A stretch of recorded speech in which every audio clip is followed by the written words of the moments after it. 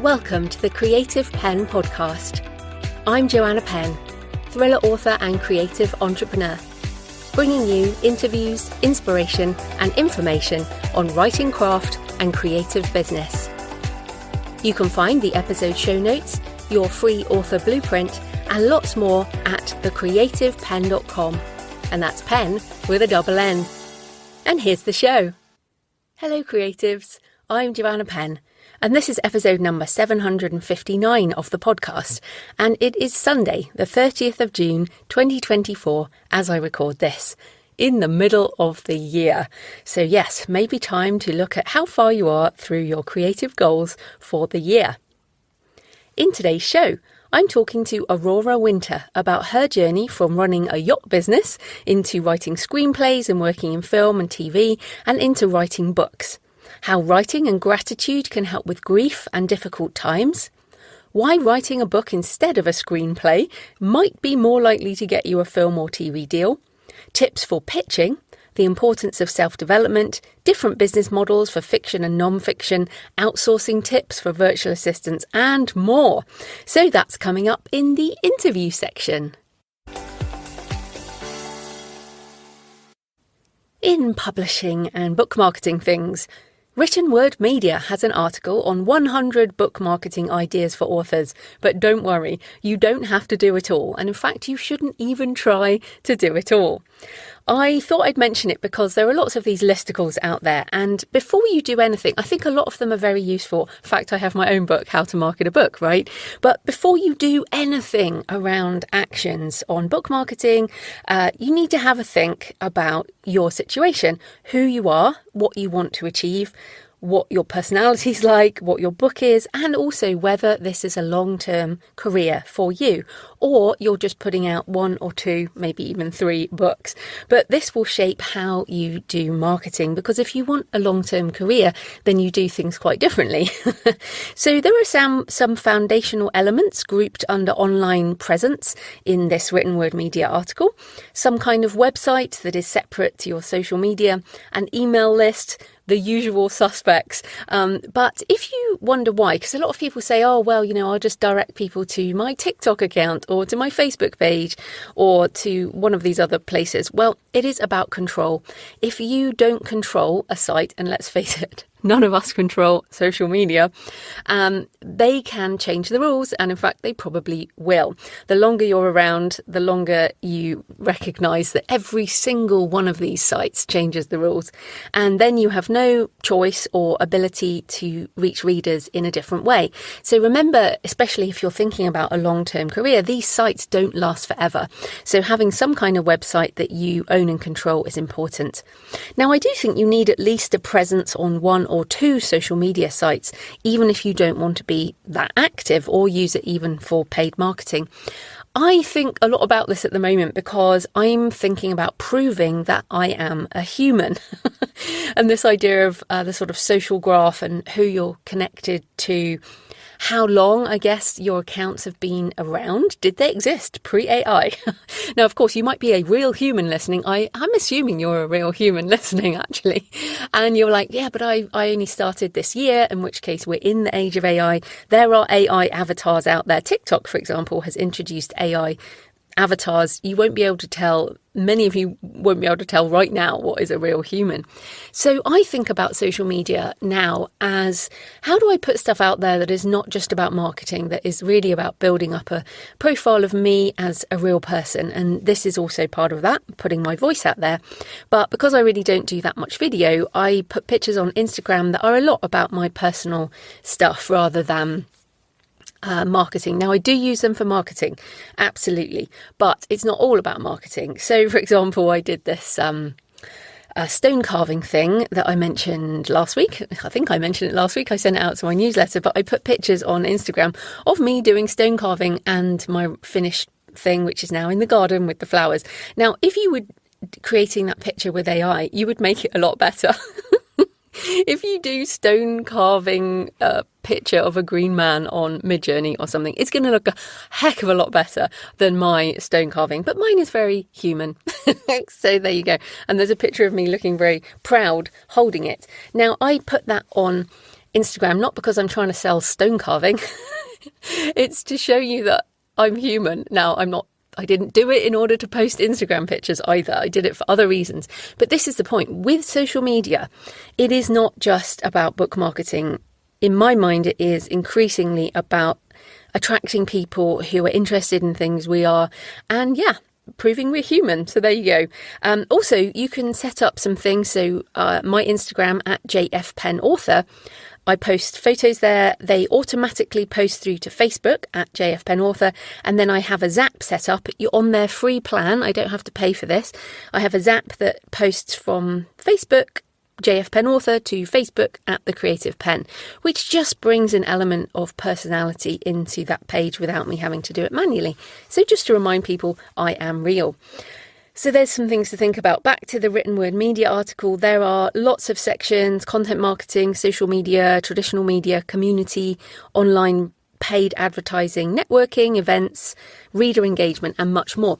So definitely have a look through the list, although it's quite a high level list, so you'd need to dive deeper into each thing, but spend more time thinking before acting. Don't just jump into scheduling a whole load of stuff on social media. Find examples of authors you respect who are using certain ways of marketing and model them. And consider what's right for you and your books and your personality and your lifestyle. So, for example, there is no point thinking that what is right for a 35-year-old writing romantasy using TikTok to make serious bank, that might not be right for a 65-year-old writing historical fiction who is not looking for a full-time income. So this is another thing. If you're not looking to make a full-time income as an author or significant income, a lot of this marketing stuff you could just leave by the wayside. So check out the article from Written Word Media, but assess all tips through the lens of your situation. There's another tips post from the self-publishing advice blog, 25 indie author tips to finding success. And I think they missed a step, because number one should be decide what is success for you. This is so important because, again, just going back to that previous example, a 35-year-old who wants to make a full-time income with romantasy is different to someone who is in later stages of life who doesn't necessarily need the money. Although, of course, some people later in life do need the money. I'm not saying that's different, but we are different people at different stages of our lives. So for me, in terms of success, back when I started in 2008 and I was a 35-year-old wanting to leave my job, the success was actually, how old was I? Yeah, around then. Success was being able to leave my job as an IT consultant and make the same amount of income from my author business. And that took a number of years. That took 5 years to get to that point. Then making it a sustainable living, so I didn't have to go back to a job. That was the next kind of goal, and I feel like I am there now. And now it's more like measuring my life by what I create and continuing to make a full-time income and to serve my community by continuing to be useful. I measure this very much by listeners, by patrons, by not even by book sales anymore. Like for my nonfiction side, it's very much about listeners on this show and my Patreon community. If I am not useful, I will stop doing this. So yeah, I certainly measure this as a level of success. For now, it seems I am still useful, so I'm sticking around. Back to the post on self-publishing advice. There are some good tips from different indie authors. One says, give yourself time. Everything takes longer than you expect. So always add in a buffer so you don't put yourself under pressure. That is true. Whatever you're doing, whether you're writing your first book, editing, publishing, finding an agent if you want to go that way, book marketing, getting reviews, all of this kind of thing. Another tip, if a tool doesn't serve you, stop using it. This is very good because there are many tools that we all use, some of which are amazing and some of which you use for a while and then you stop using. And we need to revisit the subscriptions we use because so many of these are monthly payments. So this is definitely worth doing. Cancel them if you need to, or if they are not a good fit. This is one of the reasons I don't like doing the annual payments. They say pay by month or get a reduction if you pay annually.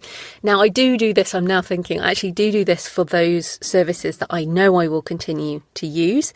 But for other ones, I'm like, I'm not really sure. So I do a monthly payment because sometimes I need to cancel, even if it's a bit more. Also, someone says, remember the saying, look after the pennies and the pounds look after themselves. Well, I recently applied that to followers and newsletter subscribers. Instead of aiming to recruit hundreds and being disappointed when I don't, I'm enjoying seeing people trickle on board. Quality over quantity. And that principle applies to reviews as well as building email and sales as well. When you start, you think, oh my goodness, this is just a bit of a nightmare. I am nowhere. But it takes months, it takes years, and yeah, things can happen. In other useful things, BookFunnel for audiobooks is now out of beta, so it's available for everyone. Now, I've been using it for several years now in the beta, and it's been brilliant for selling audio direct, for filling Kickstarters. It is fantastic, really useful. And that's why I was thinking BookFunnel is one of those services I pay my annual subscription for very happily because it is fantastic. You can do audiobook bundling, ebook bundling. You can do so many things with BookFunnel, and I love it for audio. The BookFunnel app is great for listening. And personally, I now listen across multiple apps. I use Spotify, I use Audible, and I use BookFunnel. You can offer much better deals for listeners selling direct than the credit systems of the main audio platforms. So if you were in the beta program, as I was, you do need to go into your account and choose a plan. If you haven't got it yet and you want to get it, now's the time. There is an early adopter rate until 19th of August 2024. Also on BookFunnel, and for those into direct sales, there's a really interesting article from Katie Cross on the BookFunnel blog about using a BookFunnel landing page for Facebook ads rather than her Shopify store. And the conversion was better. Now, this is fascinating because I'm going to revisit this for myself as I've been running Facebook ads direct to Shopify. Well, I was doing that before the Kickstarter campaign, and now that was my focus, and I will be getting back to this. Katie concludes, go read the whole article, links in the show notes, but Katie concludes, when running traffic ads in particular, though the same was true for purchase campaigns as well, BookFunnel pulled in more subscribers. For someone running direct sales like myself, these leads are of a higher quality because their familiarity with BookFunnel makes it easier to sell to them later. They already have the audiobook player and e-reader of choice from my website. In other words, it decreases a potential friction point for future sales. This is such a great point because the more of us who use BookFunnel for direct sales, the easier it will be because people get used to it and then it's not even a question. I mean, I remember years ago before Damon made BookFunnel and we all had to do this manually, it was a nightmare. Then BookFunnel started and then a lot of readers understand BookFunnel, but listeners is still relatively new. BookFunnel also allows you to put your pixel into any landing page, decreasing concerns over running traffic to someone else's website. I can still retarget anyone who clicked on the link and viewed the BookFunnel page later. So if you don't understand that, no worries. It's a bit more advanced book marketing for paid ads. But yeah, this is great. I'm definitely going to be looking at this. They've also got a webinar series. So yeah, links in the show notes, but that is the BookFunnel blog. In AI and publishing news, the latest publisher and news media to sign a deal with OpenAI is Time magazine. The blog post says Time and OpenAI announce a multi-year content deal and strategic partnership to bring Time's trusted journalism to OpenAI's products, including ChatGPT. Through this collaboration, OpenAI will gain access to current and historic content from Time's archives from the last 101 years to enhance its products and display in response to user inquiries with a link back to the original source.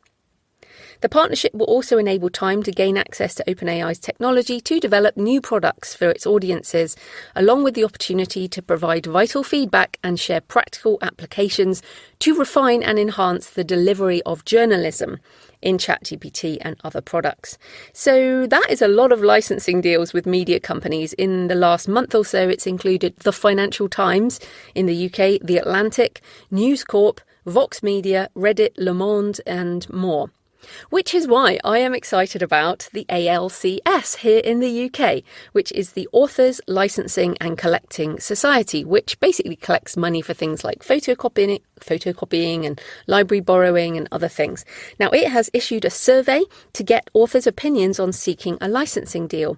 And they say, What you choose to do with your works is entirely your choice. However, we strongly believe that the best option for writers is a collective solution. I absolutely agree. A licensing deal through one collecting society would be far simpler for writers to administer. Collective bargaining would give us a strong negotiating position and allow us to achieve better terms for writers. Finally, a collective solution ensures that writers, visual artists and publishers would all be remunerated fairly. Basically, if you decide to opt in for licensing your data, you could get paid for it. Now, I'm thrilled about this, and this is actually what I suggested in my 2020 book on AI for authors and the publishing industry, which is still slowly coming true. I said, creative works in copyright should be licensed for machine learning, and the original creators compensated with either a one-off license fee or a micropayment facilitated by blockchain smart contracts. There's still a lot of work on blockchain and AI stuff. Hasn't come to pass as yet, but it's still happening. I also said this kind of process would ensure that copyright does not prevent the development of AI intelligence, that machine learning models are trained on diverse works, and that original creators can continue to be rewarded throughout the publishing supply chain, from original products to all kinds of possible derivative works. It could significantly expand the earning potential for creators and rights holders. So I saw licensing as the answer then, and I still see it now. If you are in the UK and registered with the ALCS, please do the survey. You don't have to agree with me, of course, but please do the survey and put your opinion in. If you are in the UK and you are not registered with the ALCS, however you publish, please make sure you register, because you might be leaving money on the table. In this way, you can get paid for library borrows and all kinds of things, and maybe AI licensing in the future. In personal news, I am just back from a holiday week in Corfu, just a relaxing beach week where I basically read a book a day and swam in the blue sea, and it was perfect. And in fact, there is a picture on Instagram with my blue nail polish and the sea. Just what we needed to re-energise for the second half of the year. Now, I don't just read beach reads. I read In My Time of Dying by Sebastian Junger, which is a real memento mori book. So interesting. And yes, that is the kind of book I like to read on holiday on the beach. Here is a quote from it, which I really loved and what might make you think today. It's an open question whether a full and unaverted look at death crushes the human psyche or liberates it.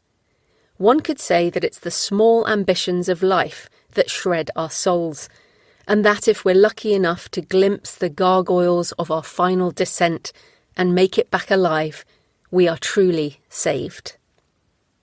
I love that. I love gargoyles of our final descent. That's the kind of thing that would inspire a short story or something for me. I love gargoyles. Of course I do. I love Gothic cathedrals. But so that is In My Time of Dying by Sebastian Junger. On the opposite end of the scale, I did read a whole load of fiction as well. I also read Eruption, which is James Patterson wrote for Michael Crichton's estate. When he died, Michael Crichton left a ton of notes and research and the story for the book, which is about a very, very big eruption in Hawaii and what happens. And while I absolutely respect James Patterson as an author entrepreneur, I mean, he really is the top-selling, top-earning, best-loved author in terms of mass market. People love his books. I don't really read him that much. I've read a few of his books, but not really my thing usually. But I love Michael Crichton. I've read all Michael Crichton's books. And it was a really strange read because I've read enough of Patterson to kind of know his style, and I've read enough of Crichton to know his style. And I could sense these elements of Michael Crichton. And now maybe he left big chunks of text that went in there.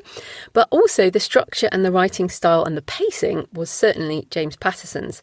Now, it is a really good thing to help support Michael Crichton's family and his estate, and it was lovely to read the notes at the back from Michael Crichton's wife thanking James Patterson. But it was not a Crichton book. Definitely was not a Crichton book. And it made me think, if I die unexpectedly, would I want all my works in progress to die with me? What do you think? I'd love to know what you think. Would you trust anyone, even someone of James Patterson's level? Would you trust them to finish your book in progress? I don't know. In other personal news, I will start fulfilling the Kickstarter for Spear of Destiny this week. I'm still waiting on some addresses so I can order the print book. So if you are a backer and you haven't done your survey yet, please do that for my campaign or anyone else's that you backed, because hold-ups with surveys is definitely one of the most painful things about fulfillment. Also, my short story, De-Extinction of the Nephilim, is out everywhere today. If you like the idea of an archaeological thriller blended with a techno thriller, it is a longish short story with, of course, a twist at the end, because I always love tales of the unexpected. And Roald Dahl's short stories are kind of they're the sort of top of my list as to what I aim to do. I also narrate the audio. If you'd like me to read you, the story should be on all the usual audio things, or jfpennbooks.com, where you can find it from me.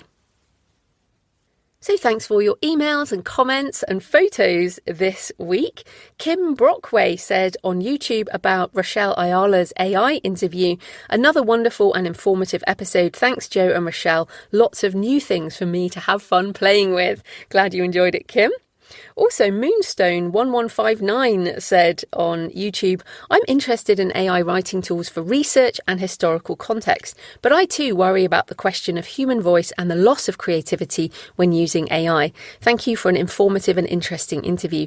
I definitely think the loss of creativity is not a worry at all, because when I use these AI tools, it's like a load of fireworks going off in my head. It's like sparking backwards and forwards. And in fact, I get so tired with all my creative ideas that I have to stop using it. So yeah, I think the loss of creativity is not a thing. If you can tap into your curiosity, these tools supercharge it. Absolutely. What is different is the human voice and whether working with AI tools changes you. But in the same way, all these other things change us. I mean, if you use any kind of social media, it's going to change you. You will absolutely. If you read any particular traditional media, newspapers, if you watch certain TV shows, if you're a particular political persuasion. Now, I'm not going to talk about politics this week. We have an election here in the UK, and France is very interesting, and the USA is very interesting. That's all I'm going to say on politics. But yes, we all get affected by all kinds of things, and I think this will just go into the mix. On Efren Delgado's interview, Geronibus Prime said, this was a really inspiring podcast. Keep up the good work. And finally, Aninka said, I love this. Aninka said, I was driving while listening to your latest episode and my view was the backs of other cars. I became jealous of the description of photos from other listeners, so I decided to go out to my backyard forest in Connecticut later and take some nature shots of a more Creative Penn podcast-worthy listening place. Sent a lovely picture of a green wooded path. Now, I am very happy to receive photos of the back of other cars when you're in a traffic jam. Obviously, do not get out your phone to take a picture while you're driving. But no, I love to see where you're listening. I get pictures sent from the gym, doing the washing up, doing the washing. Absolutely. So yes, please leave a comment on the podcast show notes at thecreativepenn.com or on the YouTube channel, or message me on X at thecreativepenn, or email me. Send me pictures of where you're listening, however ugly it is. Joanna at thecreativepenn.com. I love to hear from you. It makes this more of a conversation. So today's show is sponsored by Draft2 Digital, self-publishing with support. And this is definitely one of the great reasons you might choose to publish through Draft2 Digital. They have a customer service team who can actually help you rather than ignoring your emails. And sometimes that's just what you need, because self-publishing can be a little overwhelming and sometimes you just need some personal help. So through Draft2 Digital, you can publish ebooks to all the big platforms as well as library systems. You can also publish print books. They can help you through that process too. They have formatting tools as well as an easy publishing system. I use Draft2 Digital for my ebook distribution to Nook, library systems, and now even to Apple, because it's a lot easier to manage when you publish wide as I do.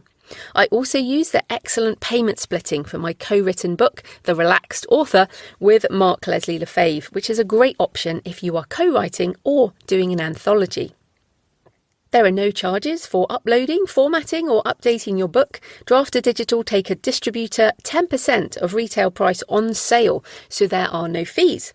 Set your price to whatever you want, even free. Make as many changes as you want for your book, update the cover, distribute to any and every sales channel you want. It's your book, your choice, your world. They also have marketing tools and promotional opportunities available for the various platforms, which you get emails about as they come up. Draft2Digital says, your book is your priority. Our priority is you. We build tools and services that let you focus on writing while we take care of layout, publishing, distribution, print-on-demand paperbacks and more. Check them out at draft2digital.com. That's with a number 2, draft2digital.com. So this type of corporate sponsorship pays for the hosting, transcription and editing, but my time in creating the show is sponsored by my community on patreon.com/the Creative Penn. Thanks to the 10 new patrons who've joined this week, and thanks to everyone who've been supporting for months and years. If you join the community, you get access to my backlist videos and audio covering topics on creativity and AI, mindset and author business and marketing, and my patron-only Q&A solo podcast episodes. Yes, you get the entire backlist, so you can have a listen to lots of extra audio. Last week, I put out a video on your author business in initial investment and costs, including my various expenses. The Patreon is a monthly subscription, the equivalent of buying me a black coffee a month or a couple of coffees if you're feeling generous. And you get access to everything, all the backlist content and Q&As if you join us. So if you feel you get value from the show and you want more, come on over and join us. Thanks again to everyone. You can join us at patreon.com, patreon.com/the Creative Penn. Right, let's get into the interview. Aurora Winter is the multi-award-winning author of non-fiction business books and teen fantasy novels, as well as a publisher, TV producer and serial entrepreneur. So welcome to the show, Aurora. It's so great to be on the show with you, Joanna. Oh, no, I'm excited to talk to you. But first up, tell us a bit more about you and how you got into writing and publishing. Well, my life changed when I was just 9 years old, and I first read the Narnia series by C.S. Lewis. And as I reached for the last book in that series, I just felt such a thrill of anticipation, but also anticipatory grief. And I realized in the moment that my little 9-year-old hand touched that book, that writers are kinds of wizards. That with just ink on white paper, we can transport the reader to another place in time, even somewhere that doesn't even exist.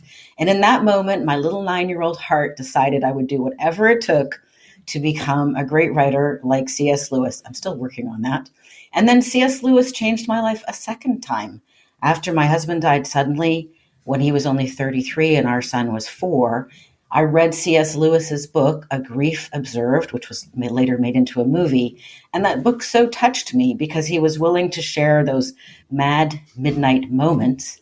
And it allowed me to feel like, it's okay, I can get through this. So 2 times, once when I was 31, once when I was 9, C.S. Lewis changed my life.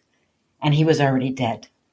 So what better way to leave a lasting legacy and help other people than to write books? What better way to uplift, inform, and inspire others? But how did you get from, I guess, that the 9-year-old who really wanted to write, we're going to come back to the grief, but you have had loads of businesses. As I said, you're like a serial entrepreneur. You've done loads. So was it a case that, like many of us, it was just not a proper job to go into writing? Like, how did you end up back in writing? Exactly. When I went to university, my father, who's an economist, scoffed at me when I said that I wanted to major in English. He's like, there's no money in that. Do something sensible. So I studied economics. I have an MBA now. And yet I always had this passion for writing. So I took a minor in languages and literature. And I never stopped writing. I was writing journals, or as a 9-year-old, I wrote little illustrated stories that never got beyond chapter 3. And then eventually one thing leads to another. My heart, I actually got sick to be honest. I was running a profitable business with my husband. We had launched a yacht sales company. It was a 7-figure business. We sold $3 million of boats in 1 week when I was pregnant. And I'm like, oh, okay, this is a very lucrative business. And yet my soul was sick. I was missing writing. So I was getting up after my baby was born, I got up at 4 a.m. to write. And then I looked after the baby, and then I did the accounting for the company, and I got sick. I got chronic fatigue syndrome, or Epstein-Barr. And I realized I couldn't put my soul aside forever, that there would be a price to pay. So I went back into writing screenplays. And then this is a little mini miracle. Can you believe it? That a feature film came to shoot in Vancouver, BC, Canada, where I lived at the time. And the production manager for John Badham, who directed the movie Stakeout and Bird on a Wire, called and said, hey, we need to use a boat. Can we rent one of your boats? And my husband, I heard him answering the phone. We don't rent boats. We've got brand new $200,000 boats for sale. And I'm like, wait a minute, hold on. Hang on a second. I'm a screenwriter. Yes, we do rent boats if it's John Badham calling. So my husband skippered the boat and I crewed. And I met Mel Gibson and Goldie Hawn. And the first assistant director on that shoot, Peter Marshall, and I became friends. And later he hired me to write the first screenplay that I wrote for real money. So what are the chances that the universe would actually bring that right to me? And then through various other miracles, my life changed and I ended up in film and television. Wow. Okay, we're going to come back to that. Let's just, and I know it's a difficult topic, but you've written about the death of your husband, and many people listening, I mean, everyone at some point is going to go through grief. And of course, for you, very early, tragic death of your husband. But you've also helped others with grief, which again, you turned your own trouble into helping others. So how can writing help people with difficult times? If people are going through this right now, or it's something that they're suffering, even if they don't want to publish their words, I think that's really important. You know, how can writing help that situation? Well, you wrote about it so beautifully in Writing the Shadow, Turn Your Inner Darkness into Words, which I highly recommend. I love this book. I have it right by my night table. Thank you. Beautiful edition that you did on Kickstarter. What you just said about even if it's not being published, I think that's the first thing to lean into. Write for yourself at first. Don't think about publishing at first, especially if you're writing about grief. Writers pay attention. The act of writing is paying attention. And you would be surprised how you can alchemize pain into wisdom, grief into gratitude, if you take the time to first vent and just get all that stuff out on the page. And then later, for example, my first published book, From Heartbreak to Happiness, which was endorsed by Dr. Wayne Dyer, my hero, was simply my diary of healing through grief. And when I reread my diary, I was floored to notice how many times my prayers had been answered. But I hadn't been grateful at the time because the prayers were answered 3 months later, 6 months later, and I didn't notice. Hey, I had prayed for that. So there is value in writing and in reviewing what you have written that will bring you greater wisdom. So my 90-day challenge for the listeners is write every day, even if for 5 minutes in your journal. Read every day. You can start with reading the book, Writing the Shadow by Joanna Penn. It's amazing. And then review what you have written once a week. If you do that for 90 days, I promise you, your life will transform. You will start to notice the things that you are complaining about. If you're still complaining about something 90 days later, you should do something about it, or you should just stop complaining. You write in your book, Writing the Shadow, about how grateful you were that you were in so much pain working in IT that you finally shifted, right? There's value in pain. And if we're complaining or suffering, either we need to accept, forgive, and release. The past will never change. But we do have the present moment we can change. So there's a great value in writing about grief or any kind of suffering that you're going through. Yeah, I mean, you said it before about my soul was sick, and sometimes we do have to be in those very difficult places. And I'm not saying obviously that people should die, but people do die. That is the reality of life. But turning that, as you said, into gratitude is amazing. I do just want to say there, for reviewing what we've written, I do read back some of my journals from like 20 years ago, and some things never change, but we hope that other things move on, right? Yeah. Well, I've studied happiness extensively. As you mentioned, I later launched a company called the Grief Coach Academy, which is being run by an amazing woman now, Audrey White. So it continues on, although I've gone on to focus on other things. And I created a systemized process for releasing and transforming grief into gratitude. Anyway, one of the key things that everybody can do, you can do this starting now, and I did it last night, I do it every night, is just list 3 things that you're grateful for. You can write it down, or what I do is as I'm falling asleep, I think about the day and I acknowledge 3 things that happened during the day that I can be grateful for. You can deepen this practice by acknowledging how your character trait or your choices helped lead to that happy thing. For example, last night I was grateful that I just bought a car for my son. He got a nice 2019 BMW i3 and he's like all happy and skippy about it. So I was grateful for the prosperity to be able to help him buy a car. I was grateful that he was so happy. And I noticed that it shifted his identity, which is the highest leverage thing you can do for another person, as Tony Robbins would say. So that is one of the simple things everybody can do. It's a happiness hack. It takes like 3 minutes, and I recommend you do it daily. Well, actually, on that, I can go even faster. I use notes on my iPhone and I just dictate. And I have found that dictating it means it's almost less repetitive. Some days you're grateful for the same things and you think, is it worth being grateful for this again? But but yes, it is. And those are the things we don't want to change. So yeah, I found dictation actually makes a real difference. So coming back to the film and TV, because I find this really interesting. And you had an interview recently on the self-publishing advice site where you mentioned the importance of writing a book and not a screenplay if you want to pitch for film and TV, which is something I've also learned recently. So can you talk a bit about this, why writing a book is better, because you have written screenplays as well, and give us any other tips for pitching IP to producers that don't involve licensing boats? Yeah, that's probably not too repeatable. So here's how I can help the listeners. I have a background in film and television. I worked for Canada's largest film and television production company. I worked as a vice president of another production company in the States, in Los Angeles, and I launched my own film and television production company. We raised $5 million to do that and made 8 films. So I have about, 300 hours of production that I was connected with in some ways. My development budget when I was working in Toronto was $1.5 million just to develop projects. And I've never optioned a screenplay from a first-time screenwriter. It did not happen. It doesn't happen. But so many times I would option books. So there is a very common thing in film and television to option a book. So most of the listeners are authors. Take advantage of that.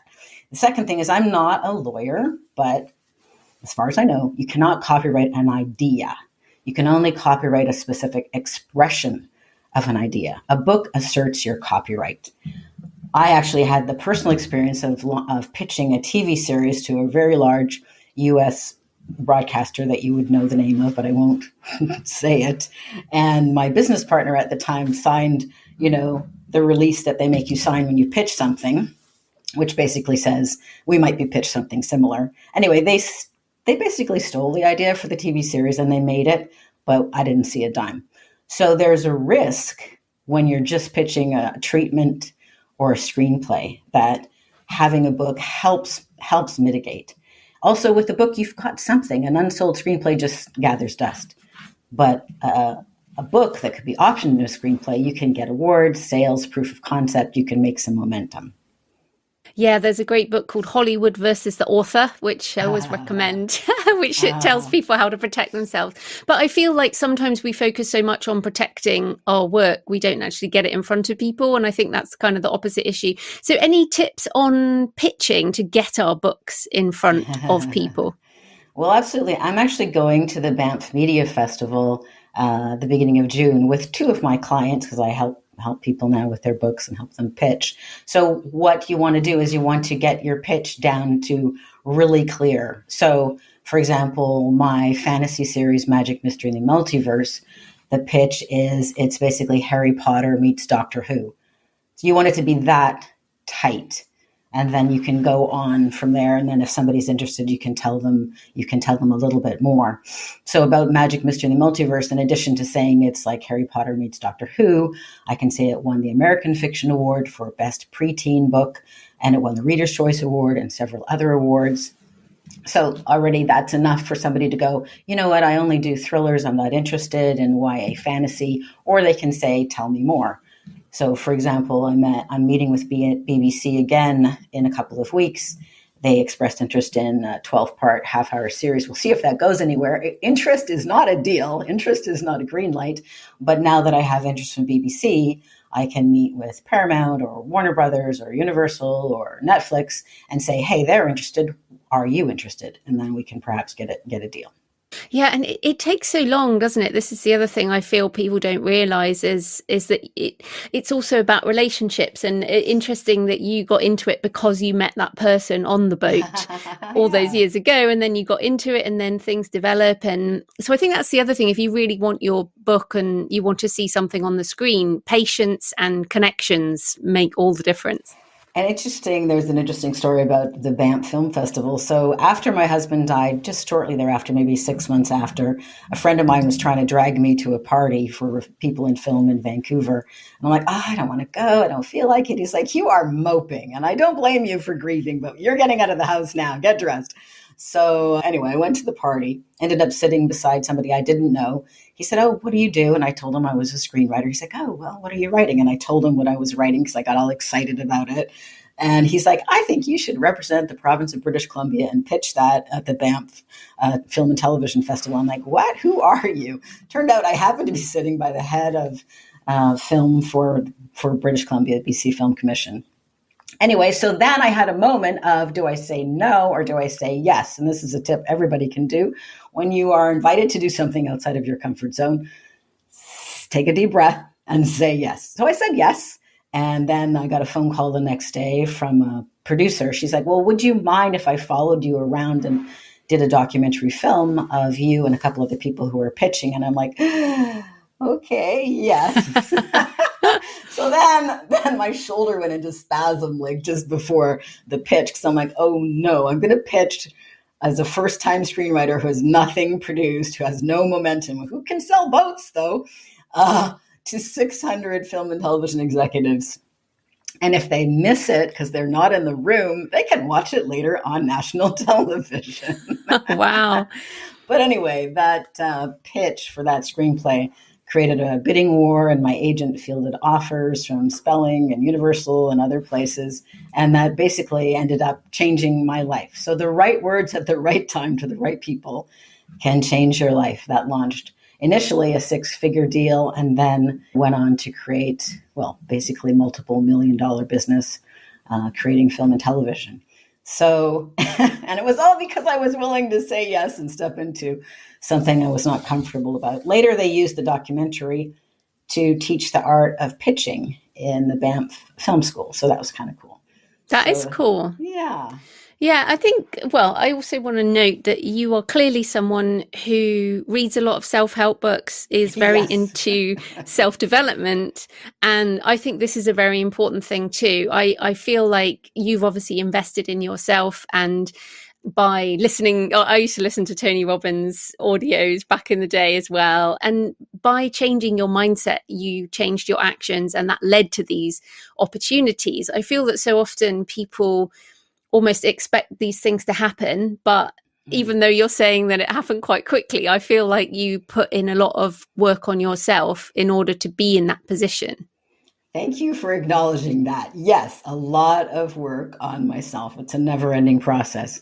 And I remember that at one point you said something like you wanted to be like the female version of Tony Robbins, and I think you're doing a brilliant job of your own the quiet one for authors. Yeah, an introverted one, a little more introverted one. Yeah, it never ends. You know, working on yourself is the most valuable thing you can do. Yeah, and I noticed that we both have learner and strategic in our top 5 Clifton strengths. Yes, we have a lot in common there. Which I thought was interesting because I mean we do love learning, and I think this makes all the difference. But just going back to your business, so you have a book called Turn Words into Wealth: Blueprint for Your Business, Brand and Book. Now it has a lot of ideas about how to make more money with books, but I'm interested because you've done so many different types of writing. What do you see as the difference between the business models of fiction and non-fiction, and how do these play out in your business now? I think fiction has so many opportunities for movies and merchandising. As I mentioned, BBC is interested in my fantasy series, Magic Mystery in the Multiverse. And if that deal goes, that will be extremely lucrative. And also merchandising, and that's a YA fantasy, a young adult fantasy. So there's so many things in that novel that could be T-shirts, cups, but also there's like some cool magical cuffs, kind of like Wonder Woman cuffs that the protagonist Anna has. So those are merchandising opportunities. Sometimes nonfiction can be turned into movies, like The Secret is an example of that, or Marie Kondo's The Life-Changing Magic of Tidying Up, which shockingly became a Netflix special. Netflix series, even though English is not her first language, because people like to watch other people who are hoarders tidy up. But generally speaking, you wanted to say something there, Joanna? I heard you laugh. Well, no, I was just thinking I watched that series. Yeah, I know. I definitely learned how to fold from her. Yeah, how to fold. Yeah, exactly. So nonfiction is stronger at helping you get speaking engagements or getting on podcasts or consulting or training. In fact, nonfiction books can be used to build any business that has some kind of expertise. But both fiction and nonfiction can help you put your hat in the ring for the highest paid profession, which is speaking. So in the book, Turn Words into Wealth, I go in depth into 7 different models to create 7 figures with your business. Not all the models will work for you or for your particular book, but take a look and choose one and then implement it strategically. Easier said than done, obviously. And I feel like this is something, well, I've embraced who I am at this point, but I'm a multi-passionate creator, and we'll come back to the entrepreneurial side, but I also like to do everything myself, which is a strength and a weakness. So I feel like I have a lot of those streams, but I have to split my attention between the different streams, and thus they each become, I guess, less effective. So have you got any tips for people like me, perhaps, who can do lots of different things and want to create lots of different things, but probably focus is a weakness? People like you mean people like us? Because I feel like I'm pretty much the same. I have the same strengths and flaws. Although I want to acknowledge that the fact that you write both fiction and nonfiction really helped me give myself permission to start writing fiction again in 2020, because I had taken a pause from that. I wrote fiction when I was writing screenplays, and then I wrote only nonfiction as an author. Okay, so here's some tips for outsourcing. Firstly, bad mistake that I've made. Don't do this. Don't first delegate to your VA. Handle my email. That is a difficult task and not easy to systematize. So instead, assign a repeatable task that can be systematized, tracked, and measured. So then allow some time to train the person and track and measure results. Here's an example.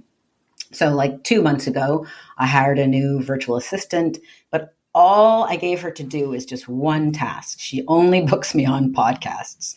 And then now that she's got the system down, I could give her more tasks, but how do I measure her results? Like most people have virtual assistants who are working remotely. It's hard to know if they're working 10 hours or 1 hour or 40 hours.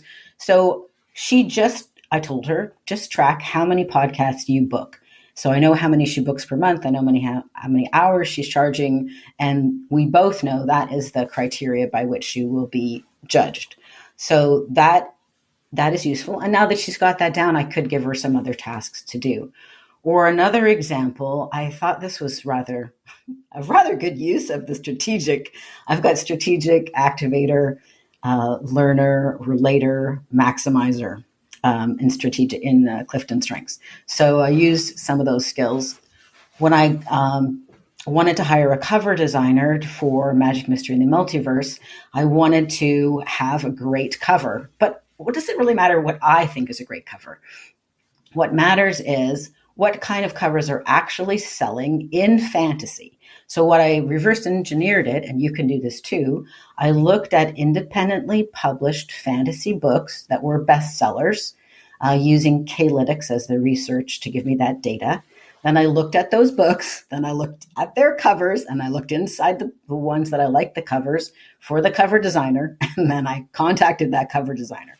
So that was more effortful than maybe going through Readsy or 99 Designs or Design Crowd or Upwork, but the result is an award-winning cover that hit the market's bullseye. So those are two little tips that I think listeners can find useful. How do you find people to help you? How did you find that VA? I asked my friends, who have you worked with as a VA that you'd recommend?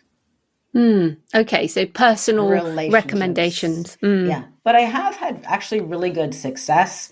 I have a great assistant that I found on Upwork who does a lot of behind the scenes. There's so many reformatting, re-uploading books and covers and tweak this and oh no, we won another award, put that on the thing. So I have somebody that has done that for me and done many covers on Upwork.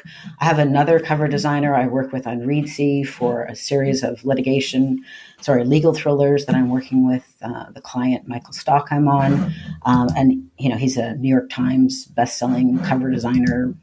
So you can, I think the best thing is not to try to find one person to do everything, but zero in on what is a repeatable task that you need done and who is the best person to do it. This is definitely one of my weaknesses. I do have some people and I have had other people over the years, but when it's like, well, who's the best person to do this? It's often, well, I am. Clearly, I'm the best person. I want to comment on that. Yes, we have to get over that. Like I notice with myself, I am a recovering perfectionist, still only partly recovered. And so it does trip me up. Like I know I would be the best person. I wouldn't be the best person to do a cover design, but I would be the best person to book myself on podcasts. And I wanted to be on Joanna Penn's podcast. So I reached out to her personally because it mattered to me.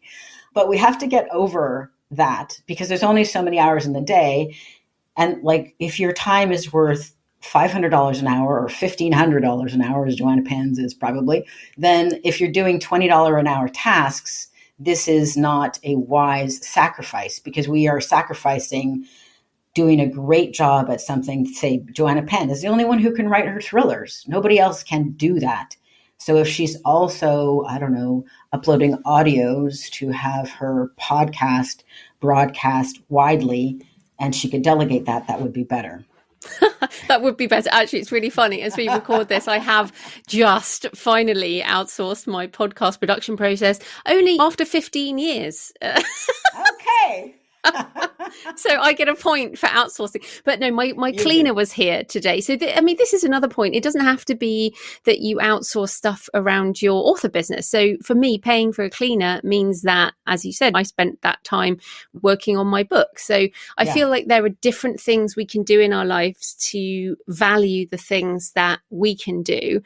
Sometimes you do have to bootstrap things. So people might not have the money. But one of the first things I did when I started out as an author is I did hire a bookkeeper because I was like, I am not reconciling all of these things. Like that's not something I want to do. So that was my first virtual assistant, was a bookkeeper. So I feel like we do this one thing at a time, right? But as you get more into practice, you can do it more. And another quick little tip, like I find myself sometimes feeling annoyed and resentful when I'm uploading a book again to KDP because the cover art designer, I don't know, had a typo or something. And then I catch myself. I'm like, Aurora, you're choosing to do this yourself because you love this fantasy project and it really matters to you and you want to baby it along until it gets a little bit more life. So I coach myself to be grateful in that moment. But if I notice a pattern of ongoing, I can't believe I'm doing this, it's time for me to look for somebody else to do that. For example, my son, Yale, yesterday showed me, he totally made my day because he did a whole bunch of art for the fantasy series on night cafe, and the images blew me away, and it gave me this surge of creativity about the project. So, and he's got a bachelor in game art and design, so Bachelor of Science. So he knows how to do cover art and to do it much more quickly than I do, and it gave me such a surge. So there can be a lot of value in delegating as well. Yeah, I definitely outsource my cover design, although I am having fun with AI art as well. And I think Night Cafe has a lot of AI tools. Oh, yeah, that's cool. Yeah, super fun. But just coming back on that, the kind of outsourcing, returning to the screenwriting and pitching things. Now, I think most authors, like 99% of authors, would like an agent to pitch their projects, even if they're an independent author. But that can be a difficult sell, because most literary agents, you're pitching them for the whole book, for all the publishing and things like that. So how are you managing that as an independent author? Like you, I have freedom as one of my top values. Actually, it's my top value. I think it is for both of us. In the book, Turn Words into Wealth, I go in depth about why I believe that independent publishing and independent pitching and getting over this whole thought that you need a big publisher or you need an agent is the best strategy. So in my experience, it's harder for you or for anyone to pitch an agent than to pitch the project. So I think, in my experience, the most valuable skill is to learn how to use your words so that the right words at the right time can change your life when you say them to the right people. So rather than get caught up in, I think it's like a 1990 mindset that you need an agent or you need a big publisher, why not learn how to pitch? And then maybe you'll join me next year at the Banff Film and Television Festival, or join me at NatP, or join me in Cannes and pitch it. Then nobody is going to be better at pitching your project than you are, but you do need to practice and you need to decide that it's worth your time. And just really quick on that, it is worth your time. There's a really great book called Significant Objects. They put 100 different objects on eBay with or without a story that added significance. It wasn't a pitch, it was significance. For example, these are my grandmother's pot mitts. I remember coming home from school and she would bake us chocolate chip cookies, and that was amazing. There's no value to me in buying those pot mitts because you had cookies from your grandma, but that it added significance. And the value increase was 27-fold. So adding a story adds value to the listener. I mean, I've shared a few stories today with Joanna Penn. Probably that is one of them is going to stick with you. I don't know which one. But if it's worth the time for somebody like Steve Jobs to practice his Apple launch pitch and presentation for 3 weeks, when he is running a huge company, then I think it's worth all of our time as authors to get good at pitching what we're up to. Do you have any resources that you recommend in terms of books or courses around pitching particularly? I really like the book Pitch Anything by Oren Klaff. I also like what you just said about gratitude and you recording it on audio. Record yourself on video or audio. You'll kind of notice if you pay attention that, oh, I talked too long about that. And then get it tighter and tighter. It's one of the things I do with my clients. Like one of my clients yesterday, he's got a 10-minute meeting with Universal or something. I think it was a big company anyway.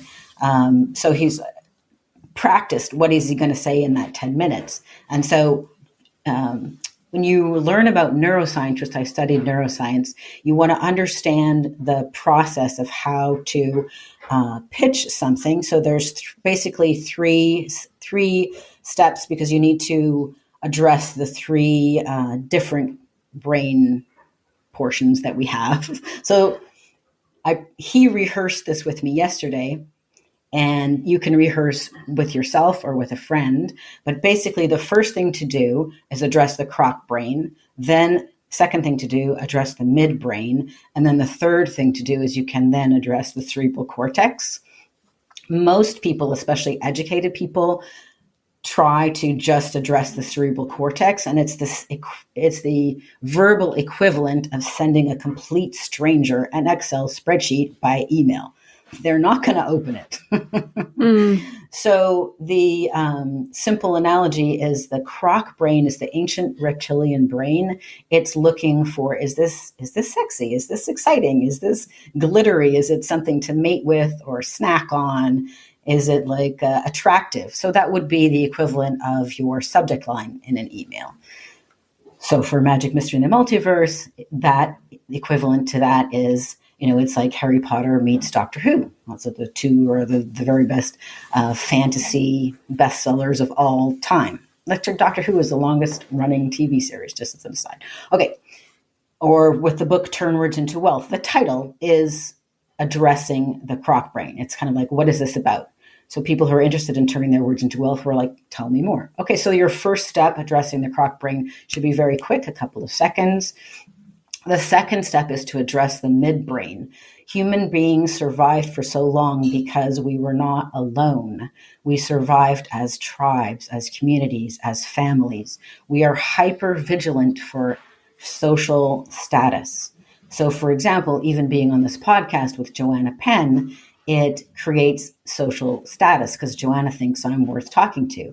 Conversely, if you happen to know me, I think Joanna's worth talking to. So that enhances both of our social status. When you're pitching your book, you want to address the second thing next, the social status. So for Turn Words into Wealth, I say that it's one outstanding nonfiction book of the year in its category, which is publishing. For Magic, Mystery, and the Multiverse, I say that it won the American Fiction Award Best Preteen Book in 2023, and it also won the Reader's Choice Award in 2023. And in 2024, it won the UK Wishing Shelf, or it was finalist in the UK Wishing Shelf, which is really cool because they have 150 kids actually read the books. Okay, so for whatever your project or book is, what is the second step for you? How could you indicate that other people who are awesome think it's good? Oh, for example, my first published book, From Heartbreak to Happiness, Dr. Wayne Dyer endorsed it.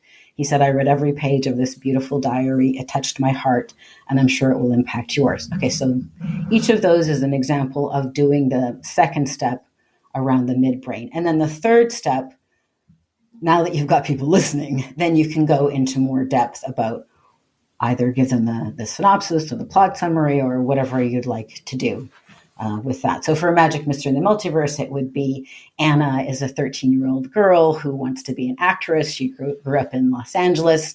Her father is a very busy and distracted film producer who's off to shoot a movie in Africa. So he sends his daughter, Anna, and his son, Zachary, to London to be with his brother and to go to boarding school while he's busy shooting a movie. So they arrive in London. They're all excited. They want to see the Tower of London. But there's something even more interesting in their uncle's garage. It's this experimental car. He says, just stay away from the experimental car. I've got to go out for a bit. Of course, that's like a magnet. The kids jump in the experimental car. And Anna, who is an optimist and a little bit reckless, fiddles with it and pushes the button to go on a random joyride. This takes the kids off the planet Earth to another planet entirely in the multiverse. And when they land, they get into trouble immediately because their vehicle is out of fuel. And, oh no, they happen to land on somebody and apparently kill her. This gives them instant friends because the person they killed is notoriously evil, and instant enemies because other people are out to get vengeance. So then the rest of the story is about, will Anna be able to get back to planet Earth? Her brother gets kidnapped. Will she be able to save him? And will the forces of evil on Telesora be overcome by Anna and her brother? Or will the reverse happen and we will never see the kids again? So that's what Magic, Mystery, and the Multiverse is about. So the third step is the longest step, where you give the bit more detail about whatever you're up to. So between each one of these three steps, you want to pause so that the other person has a chance to say something, so that it's more of a conversation. So I go into more detail in Turn Words into Wealth, how to use the neuroscience of communication, but hopefully that made sense. Yeah, I think it's so important. As you say, this is a preteen book, and then someone says, well, actually, I'm looking for horror books, then that's probably not a good match. And so often I feel people are pitching and pitching, but they're not thinking about the person on the other side. So as you say, even you can say one line and then are they actually interested? Or completely blank? But I want to come back on social status. Have you found at all that being an independent author has meant that you have a lower social status, or has it just not even been an issue with this? I used to really worry about that and fretted that that was the case. I'm over it now. It's whatever it is, right? I feel like I have status for other things, but I'm not a Colleen Hoover. I don't have a New York Times bestselling author. There's things I don't have. For all of the listeners, there's things that you're strong at. I have launched multiple 7-figure businesses from scratch. That's pretty kick-ass. I've got background in film and television, and that's pretty kick-ass. I have success knowing how to start something from scratch and make it work. That's awesome. And I have written 10 books. That's quite a few. so I'm not willing to care more about what other people think of me than what I think of me. And for me, I'm very independent, very entrepreneurial, freedom-focused person. Why would I want to have a publisher to dilute or mute or change my message? I don't. And in fact, in the book Turn Words into Wealth, I give a number of examples, but the one that I like the most is David Goggins, who wrote the book Can't Hurt Me. He's a Navy SEAL and a long-distance runner, pretty amazing athlete. He met with an agent in New York who told him that if he self-published his book, he'd be lucky to sell 5,000 copies. And he decided to self-publish, and he's dyslexic, so he had to hire a ghostwriter to write it. But then he went on over 1,000 podcasts to market it. And the result is probably made $20 million from his book and his audiobook. He sold over 1 million copies of the book in the first year and 600,000 copies of the audiobook. If he had gone with traditional wisdom, he would have seen a fraction of that, and maybe he wouldn't have been able to afford to spend so much time doing the podcast. Why give up 90% of the revenue? You still have to do 90% of the work. Yeah, I mean, there are pros and cons for everyone. I didn't know David Goggins had gone indie. That's really interesting. But we're almost out of time. So I do want to just come to a final thing. So in Turn Words into Wealth, you say there is more opportunity and more danger than ever before due to exponential technological, social and economic change. Now, obviously, I talk a lot about surfing this wave of change and AI in particular, direct sales and all of this. So given you're always learning, always changing direction, what are your recommendations for making the most of this extraordinary but also difficult time? All right, well, I have a couple of tips. First tip, keep listening to the Creative Penn podcast. I didn't even pay you for this. I mean, it's true. It's a godsend. It's a godsend for leaning into this with excitement instead of terror. Secondly, have fun. For example, those night cafe images that my son did yesterday for Magic Mystery Multiverse, like they made my day. They were so much fun. And now they've sparked a bunch of things that I'm going to write, just by seeing the images. And I also put them on TikToks, on Aurora Fantasy Books. And then allocate time for learning. This is something I needed to coax myself into because I would get impatient. But when I shifted my mindset and leaned into my learner, Clifton strength, and allocate time for learning, then that helped me reframe it instead of frustrating thing that I had to learn, like a good thing that I had to learn. So a couple of things that I am playing with, pick one of these maybe and do them, is authors.ai, pickfoo.com, Descript. Joanna has talked about ChatGPT and pseudo-write and pro writing aid. Or Night Cafe. Like pick one and maybe spend a little time playing with it. Yeah, I feel like leaning into that curiosity. There are so many things to look at. I mean, for example, music. I'm not into music at all, but a lot of authors are. And there's so many music discovery tools and creation tools that I know people are playing with. And that's not my bag. I don't do that, but I play with the image stuff as well. And of course, the various writing tools. And it's really listening to your curiosity. And if you hate something, don't force yourself. Do the things that are interesting to you. And it might be a challenge at first, but you might discover things you really enjoy. Exactly right. And the same thing with marketing. Don't try to do all kinds of possible marketing. Double down on the ones that make sense for you. Like I love talking on podcasts. So I do podcasts, I do TikTok, and I do Kickstarter. That's it. Those are my 3 things. I can't do everything. So I picked the 3 things that are the most fun or interesting for me. Absolutely. Right. So where can people find you and your books and everything you do online? Oh, thanks for asking, Joanna. Well, I am launching the 2nd book in my Magic Mystery in the Multiverse series. I would love if people would follow me on Kickstarter. You can go to magicmysteryandthemultiverse.com and it will redirect you to Kickstarter when Kickstarter is live. Otherwise, it will give you other goodies when Kickstarter is not live, which is a little tip. If you do a Kickstarter, do a redirect so that you can take advantage of sending people to somewhere else after the Kickstarter is not live. My book, Turn Words into Wealth, which we talked about today, is available on Amazon. And if you'd like some gift videos and a gift thought leader launch starter library, you can get that on my website, aurorawinter.com. That's AuroraWinter.com. So thanks so much, Joanna. It was really fun to do this podcast with you. Oh, no. Thanks so much for coming on, Aurora. That was great. So I hope you found the episode with Aurora interesting and that it made you think about how to expand your author business in different ways. I'd love to know what you think about the interview or about some of the questions I posed in the introduction. Please leave a comment on the podcast show notes at thecreativepenn.com. Just go to the blog or the podcast page and find the episode. Or you can leave a comment on the YouTube channel or message me on X at thecreativepenn or email me, joanna@thecreativepenn.com. Next Monday, I'm talking about preparing your manuscript for pitching agents with Renee Fountain. And of course, even if you are not pitching agents, preparing your manuscript for publication is just as important. So however you choose to publish, you'll find the conversation interesting.